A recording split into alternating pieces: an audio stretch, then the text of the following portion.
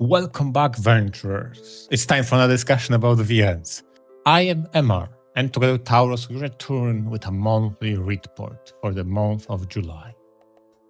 It has been a busy month for a variety of reasons, not least of which we had Anime Expo and plenty of new announcements. Heck, my favorite announcement came from just saying no announcement. This honest work on the titles we got. Gotta admire consistency. Don't you think so, Taurus? Yes. Unfortunately, not so much consistency in terms of either of our lives here in the Readport. I've actually been swamped with all sorts of stuff, just hobby stuff, work stuff, IRL, things going on, and I actually haven't really caught up on visual novels this month. Oh no. Now the good news is that MR absolutely has a lot to say about what he's been reading, King Exit. Isn't that right? Hell yeah.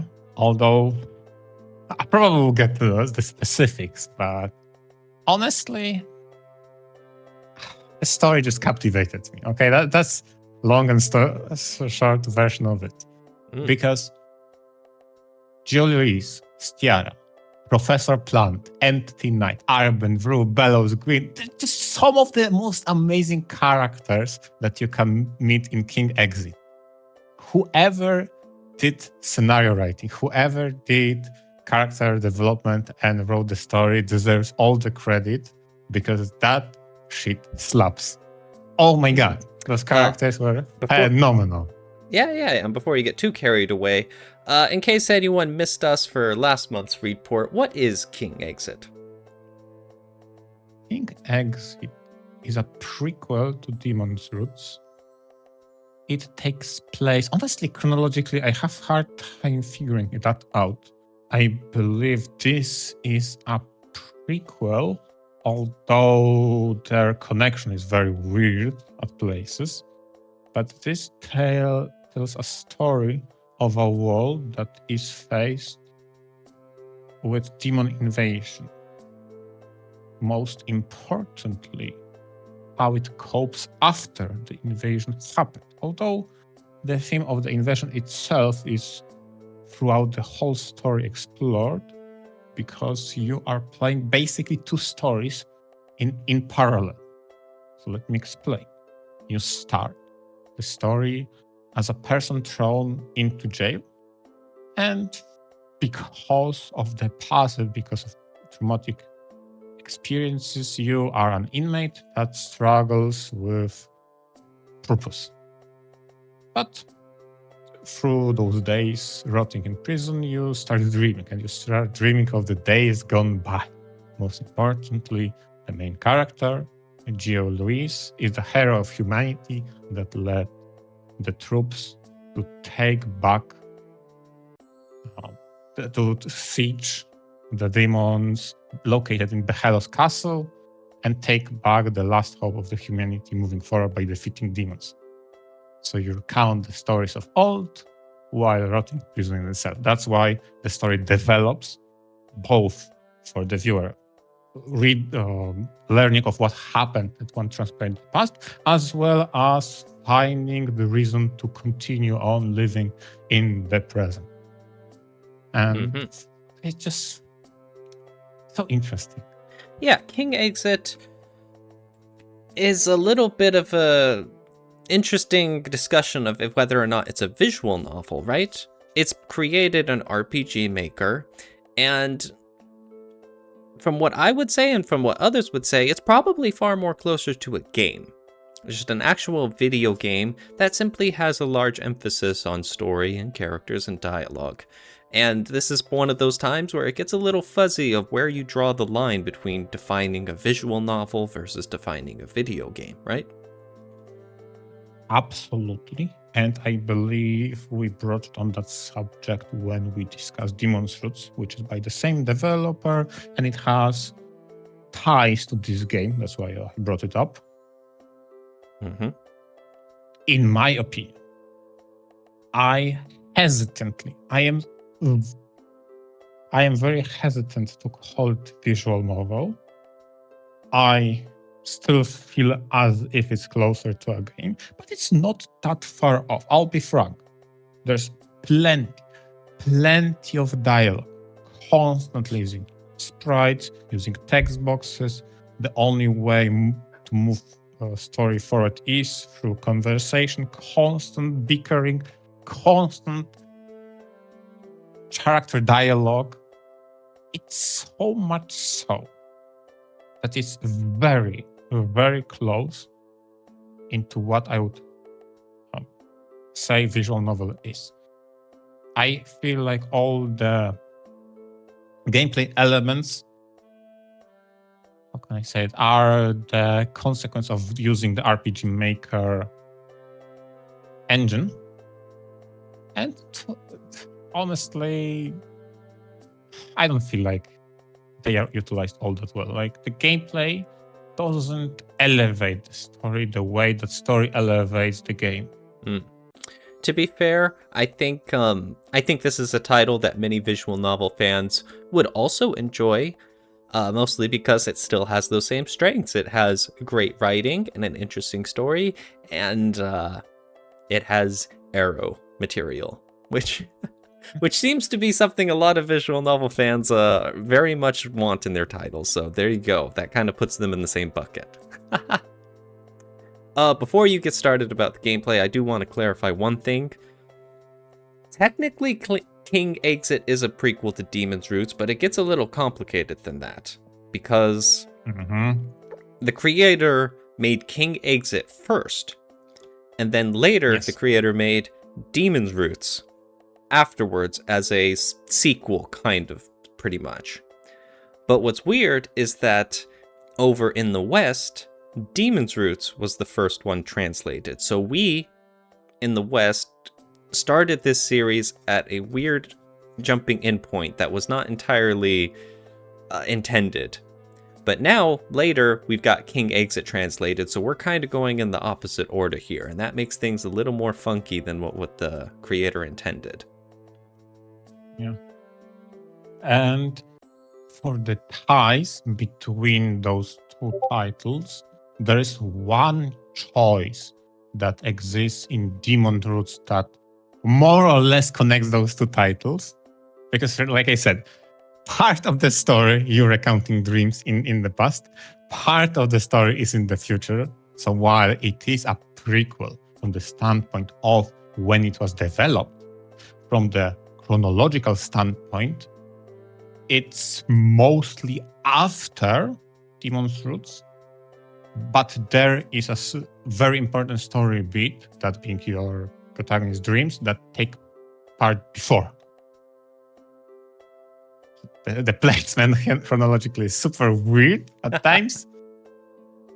And depending on one major choice that exists to Demon's Roots is directly connected or completely disconnected. So it's all over the place. As Nasu from Fate would say, when asked about Hollow Ataraxia, just don't worry about it. Yeah.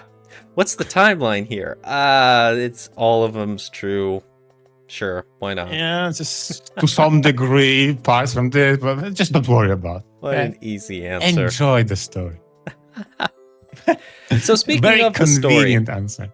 Yeah, that's something that you really enjoyed. That's something you would say is still a strength in King Exit, same as Demon's Roots. Yeah. Yes, easy. Yeah, if I have read this, even more so than Demon's Roots, by the way, this title before we had our episode on toggleable gameplay, this would be my example of a game that does not have toggleable gameplay and would majorly be improved by it, which sounds harsh, but let me explain.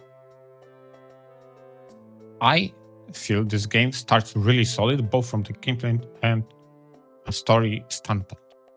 Okay. So, importantly, what they do that is very thematic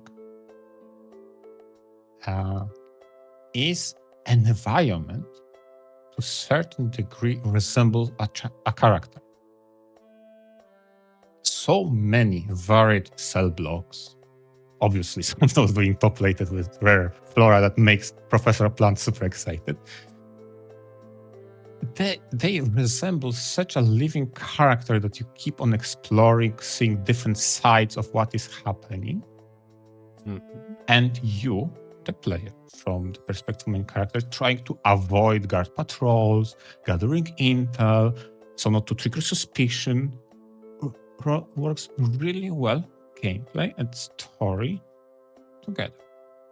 But over time, the one glaring issue that, in my opinion, holds the story's both flow and consistency is the hordes. Hordes upon hordes of trash mobs that you keep on encountering with the best, the most amazing, classical aspect of JRPG, random encounter battles. Yeah. Oh my god. They are the ultimate pace killers in what would be a very thematic, very sneaky in how you have to weave between guards having duty on this floor, that floor, maybe get some intel somehow when the next guards will be visiting confinement cells, because you, as the high notoriety inmate, are left in isolation chambers. So guards don't necessarily need to patrol you, but since you sneakily found a way in, that is up to your advantage, that you can move to some degree in some areas freely, but you still have to be mindful. You need to return by this time, that time, you need... This is so good. Yes, and you feel like the player when moving the character around, visiting the cells, trying to figure out, okay, will that pawn help me? Do I need to gather those plants? Maybe I need to create a key somehow from whatever materials I can scrounge around. Okay, that actually works. Mm-hmm. But the more you play, the more times this kind of pacing is interrupted by, haha, random encounter, another trash mob. I'm like, okay. And it keeps wearing you down. I think even the game itself has to accommodate to that mechanic, because it started, the more you go into prison, started to populate you with more conveniently placed rest sites constantly. Like, oh, this is a pawn that conveniently heals your party to max HP and resurrects everybody. Oh, this is a conveniently placed bed for a lazy guard who doesn't like to go back to his quarters. Like, the game itself has to accommodate for the random encounters, just wearing down your party, all your resources, and obviously you not being well equipped as a prisoner. Just no bueno. Mm-hmm. Mm-hmm. And that's what I meant by saying, if only I have played this title before we made an episode about the ability to toggle gameplay, I would advocate this game more than any other I played would tremendous benefit, if not for tuning the gameplay, at the very least remove random encounters completely. Why I say that? Because honestly speaking, the boss fights and the conflicts with major threats, let's say like that, I mean, they weren't that much better, but at the very least, they held narrative significance, as well as, well, chock full of characters in your party that just talk constantly. They narrate what is happening. If they have someone who is sentient, they'll maybe trash talk them or probably debate. If they have something like a big snake, they will provide some narrative of what to do given your limited supply and resources. Like, that's good. I like that. That was fine. I mean, it doesn't save the fact that those bosses felt like bullet sponges that you had to unload ungodly amount of hits. Yep. Sure, whatever. Good old damage sponge bosses. JRPGs be like, yeah, exactly, damage sponge bosses. Sure, fine. I mean, I can accept that to some degree if that makes the fight longer so you can spend more time talking. Fine. Sure, I can hesitantly, but accept that. But man, the wave of trash mob just wear me though so hard. I had to put this game down for like a week or so to regain my mental health, because it's just at the start. Think about this. When it comes to cool prison designed as a maze. It's interesting from the standpoint of someone who wants to get out. You don't have the plans. You don't know where to go. You need to gather that information and slowly but surely making some progress. Sometimes you need to make progress, but then quickly back off because the guards come up or the day is ending. There is some sort of a shift. They expect you to be in interrogation, ready for interrogation, something like that. But the gameplay-esque layout of those cell blocks that use the Dark Souls approach of at some point you need to go back, so let me open a path back for you. In ever-expanding layout, without any map, and this is probably the biggest improvement that Demon's Root had over this game. Demon's Root provided you with at least a map. This game does not have anything of the sort. At some point, the openness and freedom of this prison, after having many shortcuts open, made me go from, okay, how can I sneak to the next cell block, to where the fuck do I go now? Where? What? Okay, time to waste another 10 minutes walking in circles, fighting trash mobs to find another plot significant place. Mm-hmm. Yeah, that's one thing about JRPGs. One thing you sometimes see that I do not like at all. You get to the final boss, or I guess you could say you get to the final zone, the final area where the boss is, the final dungeon to crawl through. And it's full of super high power enemies with all sorts of random encounters. In fact, sometimes they might as well be mini bosses. And the worst is, like, they make it so they're difficult to run away from, so you oftentimes just have to fight them. They require quite a bit of thought, quite a bit of intensive using up your mana resources and stuff, and it takes a few turns to get through it. Then it's like, okay, you get through that slog, you take like 6 steps, and you get into another random encounter. And it's like, oh my god, it's more of these enemies. It turns into such a slog, not just of your time, but also of just your mental capacity and your in-game resources like mana and whatnot. And to top it all off, sometimes this final dungeon is structured like a maze. Like, they intentionally make it as difficult and as backtracky as possible to get through, all while you have these monsters just slogging you down the whole way. It's such a drag. I'm at the end of the game. This is when I should be feeling like my most powerful as we walk up into this big bad, you know? But instead, it's like I end up feeling like such chumps as all of these waves of enemies are wearing me down. And then I'm just getting frustrated going through these corridors. I'm losing so much time.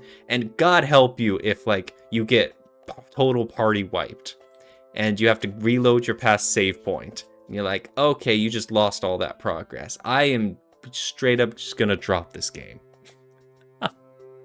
It's like, thankfully, if you, I mean, I don't know if that's thankfully, but if you reach that point in this game, you get treated into, conveniently you respawn in the nearest checkpoint, whatever that may be. So expect your trek to restart anew. Everything you described is exactly here. I feel like, in a lot of ways, when navigating this prison, I was finding menus. I am walking around. I encounter a random encounter with some snakes because I am sneaking in the tunnels. Okay. I hope I kill them all before they get any turn. I don't manage to do that. They poison your character. Then you finish them off. Then you not only had to endure all those effects being super slow because for some godly reason the numbers have to jump and have sparkly effects. Then after the fight concludes, there are as many pop-ups as there were characters getting XP, some drops, someone leveled up, everything you have to confirm. Okay, you went out of this freaking encounter. Then you open the status panel, someone is poisoned, so you go to the skills panel, you find the skill that heals, so restore the HP. Then you find the skill that prevents poison because you don't want to move around poison. Then you close the menu. Then you take 2 steps. There's another snake that attacks you. You hope to God you can kill it 1 turn so it doesn't get poisoned. You don't get to kill it, so he does poison you. So you win the fight. So you close. Oh my God. Status Jesus. conditions, even better. Oh, I love poison. I love it when it stays on the overworld too. Oh my, this is... And obviously I can say, oh, this is funny because it's very taxing mentally as you were the prisoner. No, fuck off. No, this is just fucking annoying to play. Yeah. I remember, back in the day, I used to think I loved JRPGs, but in hindsight, it turned out I just really liked the storytelling. You usually got incredible development that you didn't see in any other video games, and that was the only place to get it. Then I found visual novels, then, the whole video game industry caught up, and it's like, oh, wait, JRPGs aren't the sole bastion of wonderful stories like I imagined they were way back in the day. And nowadays, it just gets more obvious how much the gameplay aspects are not fun, man. Maybe some people like it. Some people enjoy the slow progress of building up your stats. They enjoy the little exploration stuff as taxing as it is. They see it as a challenge instead to be overcome. I am happy for you, and I'm glad you like this stuff. I do not. I just get incredibly frustrated and annoyed and wondering why I'm wasting my time doing this stuff. Exactly. And listen, I'm trying my best to describe everything I'm saying with atmosphere, not to spoil, well, I hope anything at all, but most importantly, I want to avoid anything story significant. Right? Mm-hmm. I like the fact that they crammed very odd and out of place things in this mysterious prison. This keep me hooked even more to get to the bottom of what is exactly going on once you graduate from tunnels overgrown with plants and excavation site to mine minerals to something eerie, and just let's leave it at that. So that was so freaking gripping. I need to go deeper, but then I'm worn down by all those JRPG mechanics. Don't get me even started. There is an event in which everybody, you are doing a weapon? Oh my God, that would be so useful in this prison. Okay, do the weapon. This will be super useful. Then the weapon is created and the game informs this is a very rare weapon. You have limited uses of it. So use it carefully. I've never clicked that shit ever. I finished the whole game. I think that's just a problem with you and me. Well, and I'm sure many listeners too. It's like, oh, I have this rare limited use item. I will never use it in this entire game. It's like, the game makes such a big maybe deal we out should of it. do that. There is 8 times you can click it and never, ever you'll get to click it again. Okay, okay. So be careful. And then the game ends. Okay, so amazing design. I'll give them some slack for that. Yes. Well, if you could beat the game without using this super awesome limited use thing, then all the more power to you. Look at you go. I suppose, but I mean, remember how you played Demon's Souls, how you had a very amazing and varied cast of characters that could do a lot of things, but you end up playing the tank, the healer, and 2 DPSs all the freaking time with the most cookie cutter set of skills. This is exactly how I played this game. Everything was repeatable, clickable, spammable. Nothing else stood a chance because I kept repeating everything from the start to the end, pretty much. Mm-hmm. And I think that's more at fault of just the whole, I guess, enemies, you could say, more so than the team building.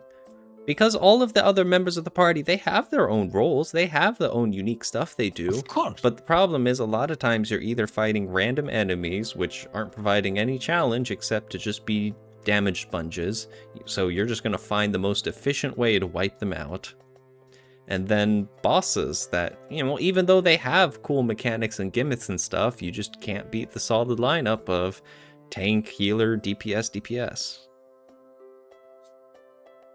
Yeah, and I want to also acknowledge that I see what they did with some of the skills that have very niche, or even by the factor, should you use that ever?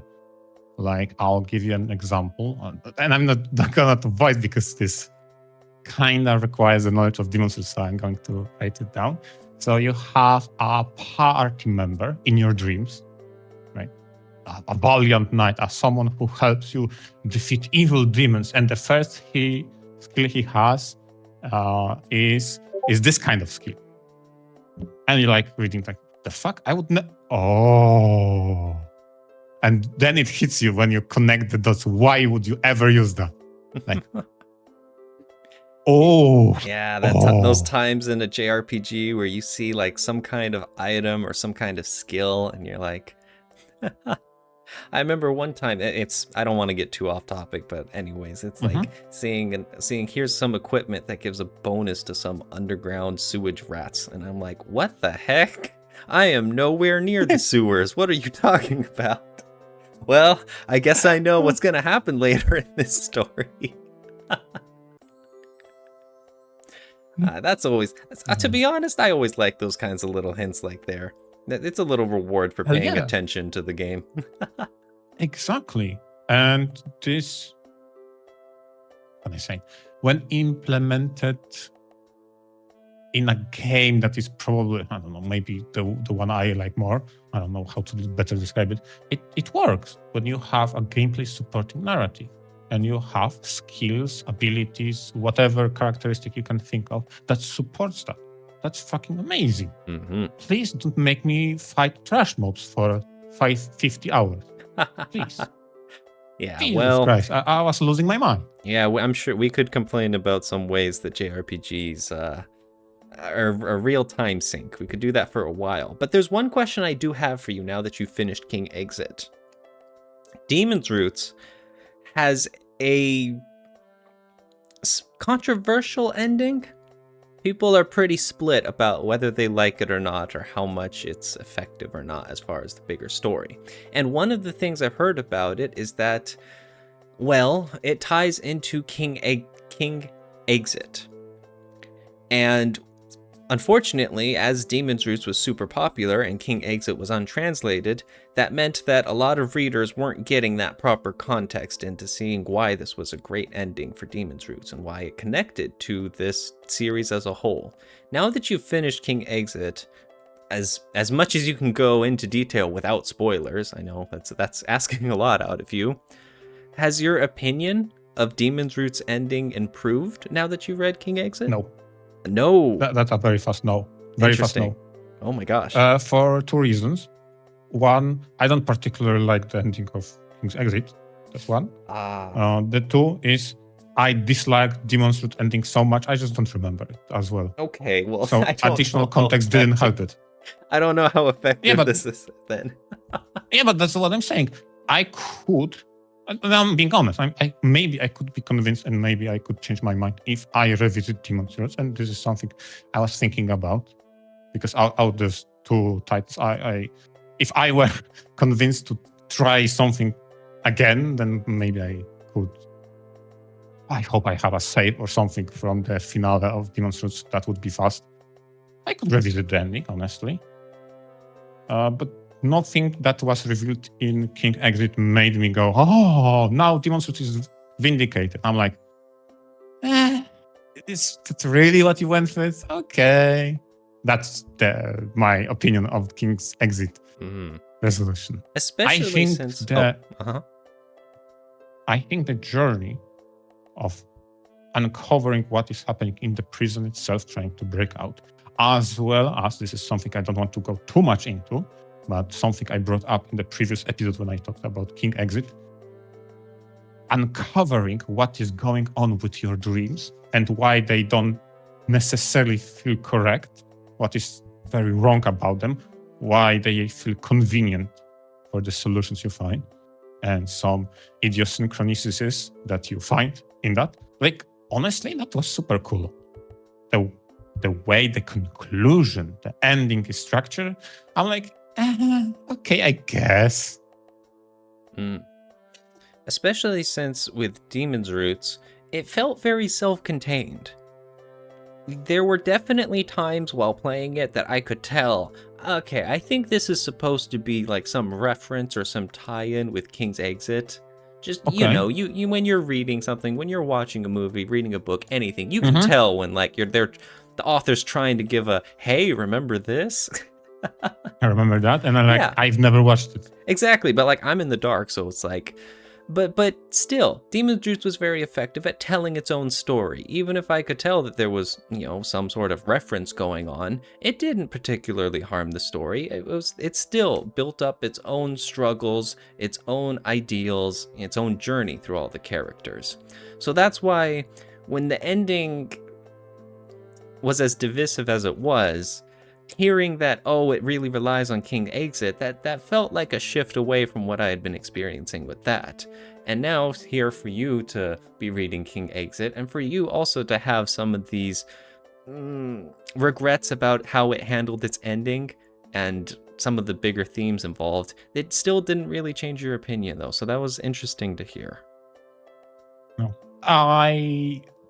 Honestly, I was about to say maybe even revisiting Demon's Roots, knowing now the King's Exit excuses will make me dislike the ending even more, but I don't think that's possible. Honestly, I didn't like the Demon's Roots. So I don't know if it's possible to worsen it, but I'm willing to reread Demon's Roots ending. Well, honestly, the context did much change. I don't know. I have to revisit it. Now that you finished King Exit, has your best character of Professor Plant changed? Jesus, oh my God, Professor Plant has one rival that fights for the top spot. It's the Empty Knight. Holy moly. The Empty I didn't Knight? think. Yeah. So it's a suit of armor that during the course of your travels you will encounter that helps you immensely in the travels and finding way out of prison. A mysterious suit of armor, empty inside, there's no one else, but somehow, some way, it keeps on functioning. And it helps you in a lot of ways. But major thing, it's empty. It cannot communicate. So instead of saying things, it tries to gesture things, tries to use weird sounds. And it's just so hilarious trying to decipher what is going on when what the empty suit of armor tries to tell you. And it creates some hilarious moments that when the suit of armor keeps banging head on the walls, thinking, oh my fucking God, again. Like a twisted game Just- of charades. It's like, I'm trying to Yeah, help you just- guys. Please understand Exactly. me. Exactly. It's so amazing. Oh no, the Empty poor Knight guy. was so amazing. And it's doubly so amazing because the way you have the dialogue, it's whenever the Empty Knight talks, there is a weird sound, like an opening/closing inventory window. So you immediately understand, he's trying to communicate something. What's now? You get the very distinctive sound effect of some inventory is talking to you. Like, perfect. Love it. Gosh, okay.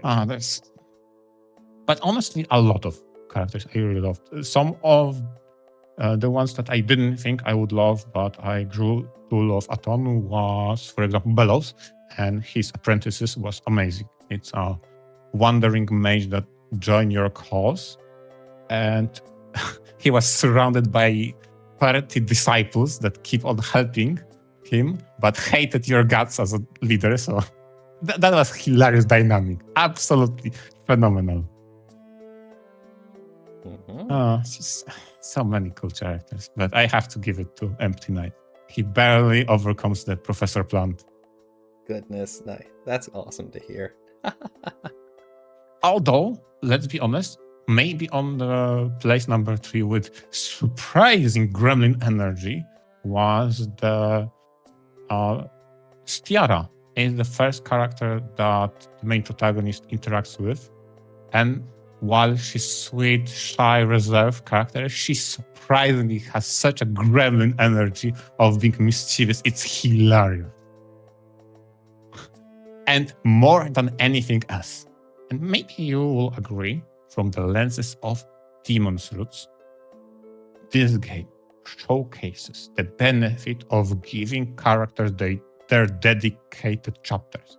Because holy hell, whenever you took control of a party member alone and it's their time to shine, those were the best moments. I love them. Mm-hmm. Whenever you got Empty Knight on a mission, Stiara on being just mischievous. That's so fucking amazing. Like the main protagonist says, listen, I know you want to bully me and do some pranks. Just go away. I need to finish what I'm doing. Go away. And the chapter starts. It's time to play a prank. Let's go. Oh my, I was laughing so hard. Because she just couldn't sit and be patient. She just had to do something crazy. Oh my God. Those were the best moments. And you give a character their dedicated chapter to expand on what they are, who they are, and maybe develop them a little. Amazing. Please, no more random encounters though. It just wears me down so hard. I feel you. But still, glad to hear you enjoyed it, and glad to hear that's what you were up to for this past month for the Readport. Hell yeah. I mean, I wanted to bring Dayakuji, the title from Alisoft that they have recently gotten a fan translation for. And I have mentioned that on the previous Readport, that I got that game from DL site after many attempts of buying on that fucking site. We'll untangle that some other day. I got it. I installed it in Japanese. I installed FunPatch and it crashed. And I spent plenty of days trying to repair it. I think I got it fixed. Oh, good old troubleshooting. See you next Readport on that. Ruh-roh. I got a preview, the trailer for the next Readport. Oh my God. Best of luck there, Amar. I'll be cheering you on from the shadows. Thank you. I'll need it, apparently. Mm-hmm. All right. Well, a big thank you to everyone who listened in. I hope you all enjoyed, and we got to really dive into detail about King Exit for this episode, huh, Amar? Yep, and finally I'm done. I have mixed feeling about it. I would not recommend it. Play Demon's Roots. And then maybe go try this one. Anyway, thanks for all our listeners for listening in. Please leave it in the comment what happened in your July. VNture out. VNture out.